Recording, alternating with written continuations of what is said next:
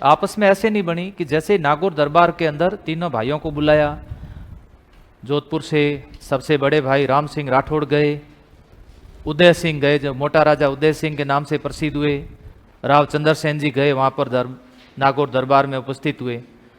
उधर बीकानेर से राव कल्याणमल जी आए, कल्याणमल के पुत्र राय सिंह भी साथ में थे, जैसलमेर से हर राय भाटी भी आए। नागौर दरबार 3 नवंबर 1570 को अकबर नागौर पहुंचा। नागौर पहुंचा, अकाल रात कार्य के तहत शुक्र तालाब का निर्माण करवाया।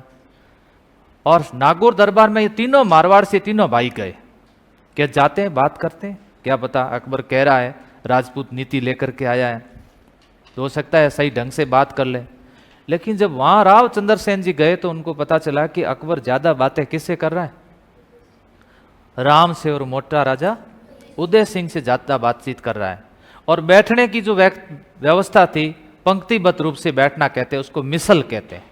पंक्तिबद्ध रूप से बैठने की जो व्यवस्था थी, वहां पर बैठने की व्यवस्था तीनों भाइयों की समान कर रखी थी, समकक्ष तीनों को बैठाया गया। इस बात को लेकर के राव चंद्र सेन जी नाराज हो गए और राव चंद्र सेन जी इस अकबर के दरबार को ठुकरा करके वहां से निकल गए। और वापस जब वो मारवाड़ की तरह आए तो पीछे से उन्होंने वहां मीटिंग करके राव चंद्र सेन के खिलाफ अभियान तो भेजेंगे, लेकिन मेहरानगढ़ दुर्ग का भी नेतृत्व किसी और को देंगे। बीकानेर के राव कल्याणमल के पुत्र राय सिंह को नेतृत्व सौंप दिया, जाओ और आप प्रशासक के रूप में, एडमिनिस्ट्रेटिव के रूप में बैठा दिया गया। लेकिन मुझे एक बात यहाँ पर अच्छी ये बात लगी कि स्वाभिमानी पुरुष जब स्वाभिमान का ठान लेता है तब ऐसे दरबार नहीं देखता है। राव चंद्र सेन जी भी चाहते तो आमेर के राजाओं की तरह दोस्ती करके आराम से जीवन जी सकते थे, जंगलों में और पहाड़ों में भटकने की इनको आवश्यकता नहीं थी। अकबर की अधीनता स्वीकार कर सकते थे, लेकिन इन्होंने अकबर की अधीनता स्वीकार करना उचित नहीं समझा और अकबर के दरबार को ठोकर मार करके वहां से रवाना हो गए। इन्होंने कहा कि ये तो मेरे भाई है, इनके पास में मैं नहीं बैठूंगा, मेरा ओहदा ऊपर है, मैं मारवाड़ की रियासत का राजा हूं, आप मुझे कहां बैठा रहे हो। उस समय आप कल्पना करो कि हिंदुस्तान के उस बादशाह को चैलेंज करना, जिसके साधन संपन्न, जिसकी अफगानिस्तान से लेकर बंगाल तक जिसकी साम्राज्य की सीमाएं हो, जिसके पास में इतनी बड़ी विशाल सेना हो, जो एक मैदानी क्षेत्र का एक राजा उनको चुनौती दे रहा है। आप सोचो इस वीर योद्धा के अंदर, इस वीर योद्धा के रगों में कौन सा खून दौड़ रहा होगा उस समय कि मुझे इनको चैलेंज करना है। इस वीर योद्धा ने एक बार भी नहीं सोचा इस मेरी रियासत के साथ में क्या होगा, इनको पता है कुछ नहीं होगा, टक्कर लेंगे तो अकबर से लेंगे। भर्ती में एग्जाम देना तो आईएएस आरएस का देना, चतुर श्रेणी का नहीं देना। वो रगों में खून को दौड़ाओ, उस स्वाभिमान को जगाओ कि हम ऐसा कर सकते हैं। यहां देख लीजिए आप, ये जाकर के चुपचाप बैठ जाते तो मेरे से नहीं होगा, मैं नहीं लड़ सकता क्योंकि मेरा भाई साथ नहीं दे रहे, मैं कैसे लड़ूं, और लड़ूं कहां से, इस जैसे व्यक्ति से मैं कैसे लड़ सकता हूं, इतना बड़ा राजा, इतने शक्तिशाली राजा से, इतना साधन संपन्न व्यक्ति से मैं कैसे टक्कर ले सकता हूं। कल ये हजारों की लाखों की सेना लेकर के आ जाएगा। नहीं भाई साहब, विद्रोह के स्वर यदि एक कोई व्यक्ति खड़े करता है ना तो उसके साथ में ग्रुप बन जाता है। अकबर नहीं चाहता था कि मेरे खिलाफ कोई विद्रोह का स्वर ऊंचा करें, इसलिए विद्रोह का स्वर यहां से ऊंचा हो गया। अकबर की लाख कोशिश करने के बावजूद जलाल खां को भेजा, जलाल खां को इन्होंने मरवा दिया था। देवीदास जी को आक्रमण करने के लिए वापस भेजा, देवीदास जी ने जलाल खां को मार दिया। ये वही जलाल खां था जो महाराणा प्रताप को समझाने के लिए गया था, मारवाड़ में मारा गया, इसको मारवाड़ में निपटाया था। लेकिन भटकते रहे भटकते रहे भटकते रहे, लास्ट में भटकते भटकते विष देने से इनकी मृत्यु हो गई। जब ये समाचार अकबर ने सुना तो अकबर ने कहा, वाह चंद्रसेन जी, वास्तव में योद्धा थे आप, आज मेरी भी आंखों में आंसू आ रहे हैं। आपने अपने घोड़े पर दाग नहीं लगने दिया, मारवाड़ में मेरे सिक्के तुमने नहीं चलने दिए, मारवाड़ में जब तक आप जीवित रहे मुगलिया सल्तनत के ध्वज को आपने ऊंचा नहीं करने दिया। वहां चंद्रसेन जी, मैं आपको सैल्यूट करता हूं। ऐसे योद्धाओं को कौन सैल्यूट करके गए, ये हिंदुस्तान के बादशाह भी सैल्यूट करके गए। खून दौड़ाओ रगों में, वो हम पता नहीं कहां सोच करके बैठे। टारगेट रखो वहां ऊंचा, वहां नहीं हुआ तो कम से कम स्वाभिमान के तहत आपका किसी न किसी पद पे सिलेक्शन हो जाएगा।